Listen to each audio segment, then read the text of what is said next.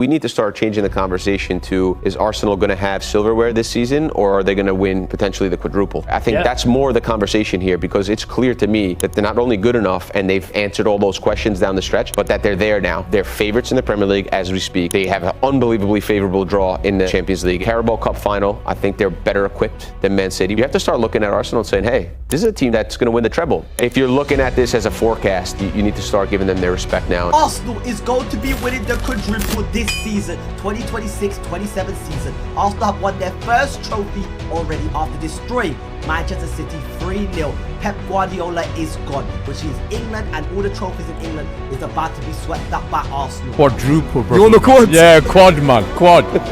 The quad. What? Speak up. I said I already did. 5 reasons.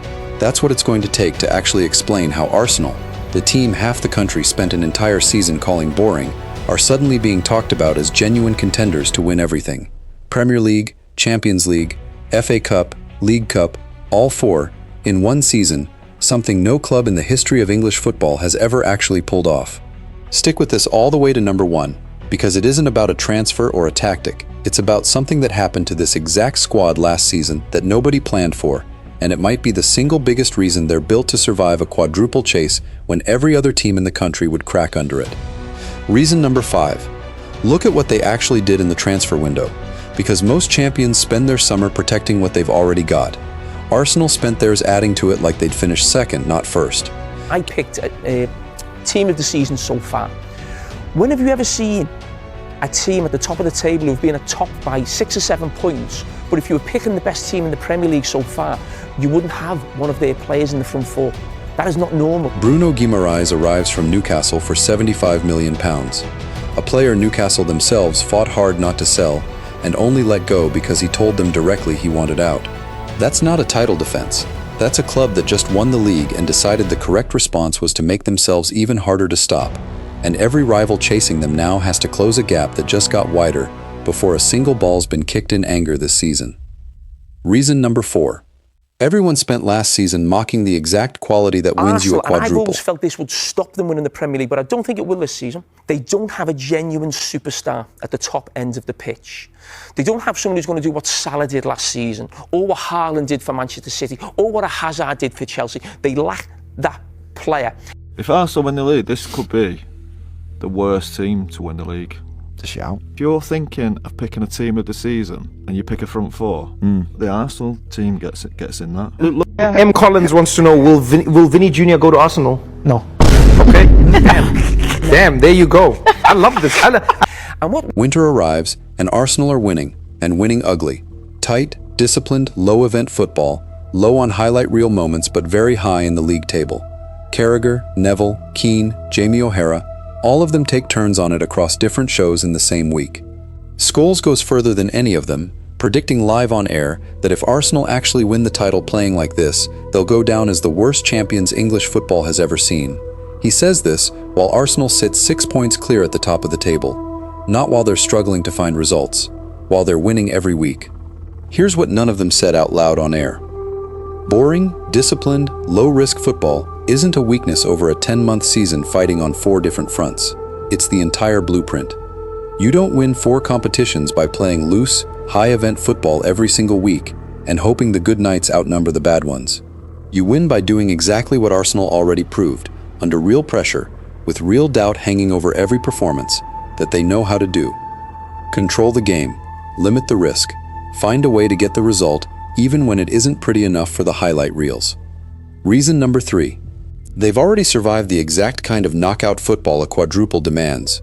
February into March last season, Arsenal go to Sporting Lisbon for a Champions League tie that's as tense and fraught as it gets, and they come away with a 0-0 draw that's enough to send them through to the semi-final on aggregate. Nobody outside the result sheet remembers that game fondly. It wasn't spectacular, it wasn't the kind of night that trends on social media, but it's exactly the kind of night that teaches a squad how to survive knockout football when the stakes are at their absolute highest and the margin for error is basically 0. Most teams chasing a genuine quadruple this season are going to be learning how to handle that specific kind of pressure in real time, for the first time, under the brightest lights football has to offer. Arsenal already ran that exact test last season and passed it, which means the players walking out for these fixtures this time around already know precisely what a European semi-final actually feels like in their legs and in their head. Reason number 2. Look around the rest of the country right now, because every single rival with a real claim to stopping Arsenal is dealing with actual chaos. Chelsea have fans organizing protests before their own season opener against their own club. Liverpool sacked the manager who had just won them the league title, replacing him with Iraola while reports of a partial ownership sale swirl in the background. Manchester City handed their touchline to a manager Chelsea themselves had already discarded earlier in the same year. Manchester United are still trying to figure out their entire identity under a manager with barely 19 Premier League matches of prior experience to his name, and they've already lost their opening fixture of the season to a newly promoted side. While every other genuine title contender in the country is somewhere between a rebuild, a full-blown crisis, or an identity crisis, Arsenal are the only club at the very top of English football walking into this season with total stability. Same manager, same system, same voice in the dressing room that's been there for years. A quadruple doesn't require perfection across 4 competitions. It requires being the single most stable team left standing, while everyone else around you is distracted by their own mess.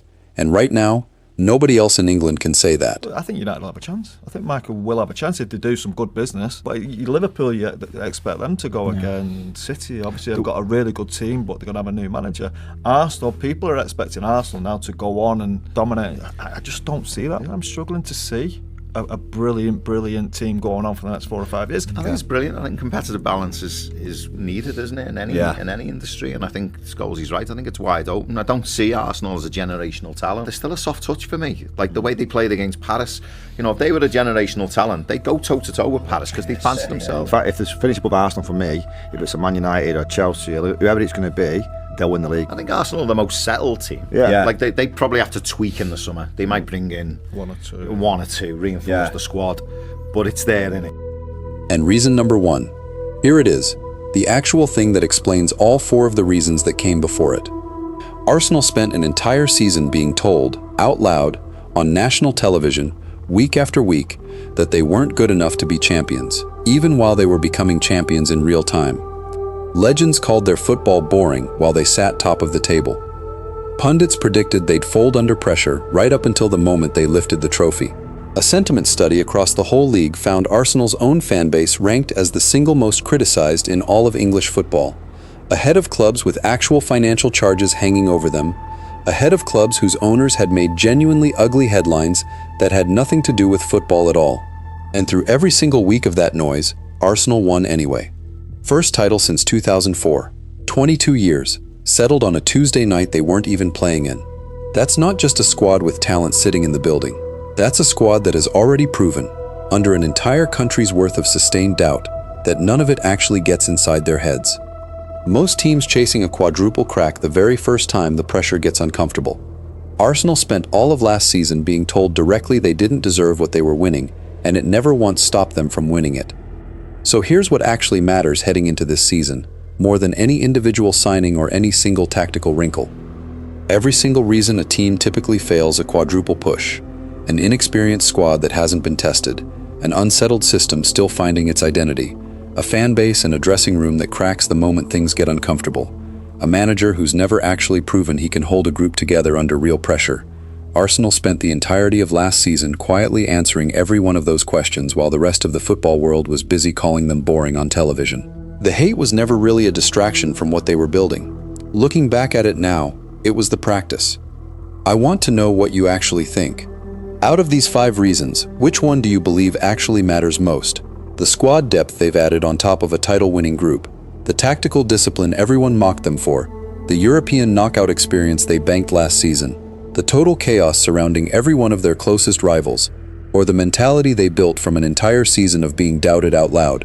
And being honest with yourself, out of all 4 trophies on the table this season, which one do you actually think Arsenal end up missing, if any of them? If you're an Arsenal fan and you want to follow this quadruple chase properly, week by week, result by result, all the way through to May, this is exactly the channel built for that.